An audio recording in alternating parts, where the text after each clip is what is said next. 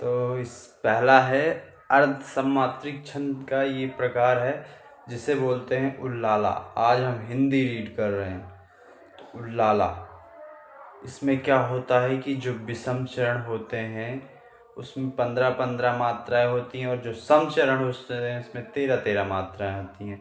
इसका एक है क्या उदाहरण ऐसे है कि हे शरण दायिनी देवी तू करती सबका त्राण है, हे मातृभूमि संतान हम तो जननी तू प्राण है। यही है इसका उदाहरण। फिर इसके बाद आता है नंबर 2 परवे। इसमें भी 4 चरण होते हैं और जो विषम चरण होते हैं उसमें 12-12 मात्राएं होती हैं, जो सम चरण होते हैं उसमें 7-7 मात्राएं होती हैं। तो इसका एग्जाम्पल है अवधिशिला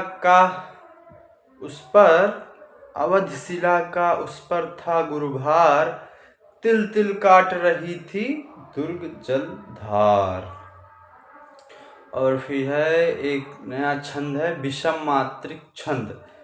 ये अर्ध सम्मात्रिक का जस्ट उल्टा होता है। हाँ, उल्टा ही कह लो, नहीं उल्टा नहीं कह सकते। इसमें मात्राओं की विषमता होती है। इसके प्रमुख छंद निम्नलिखित हैं और इसमें है पहला कुंडलिया। कुंडलिया में क्या होता है? क्या होता है बताइए? नहीं मालूम तो चलिए यही या तो हम बताने के लिए बैठे हैं यार। तो कुंडलिया में क्या होता है?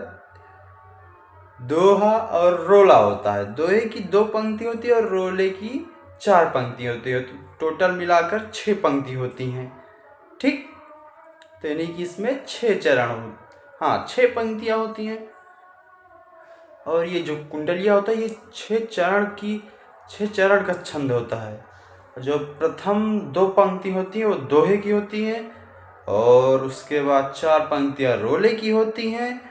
और इसमें कुंडलिया छंद में पहला और आखिरी शब्द समान होता है, जैसे कि तेरे नाम से शुरू और तेरे नाम से खत्म, एक तू ही तो है तेरे सिवा और कोई नहीं। मजाक कर रहा था, ये इसका उदाहरण नहीं था।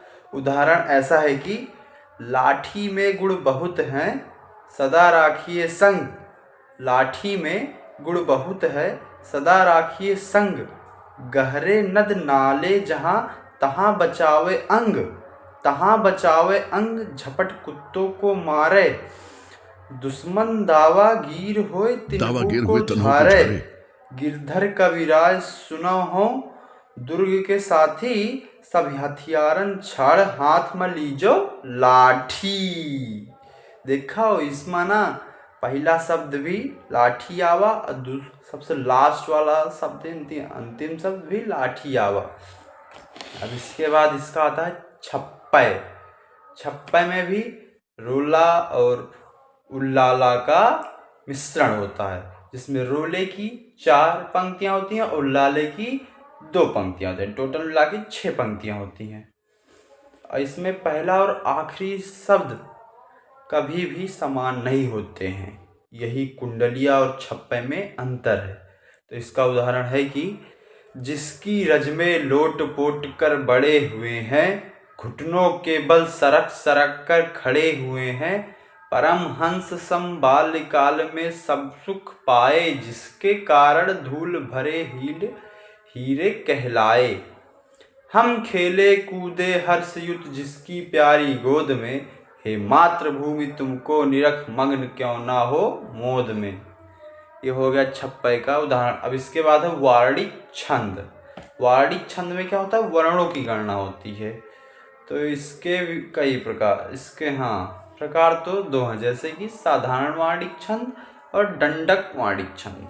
साधारण वार्णिक छंद में 1 से 26 वर्ण होते हैं और दंडक वार्णिक छंद में 26 से अधिक वर्ण होते हैं।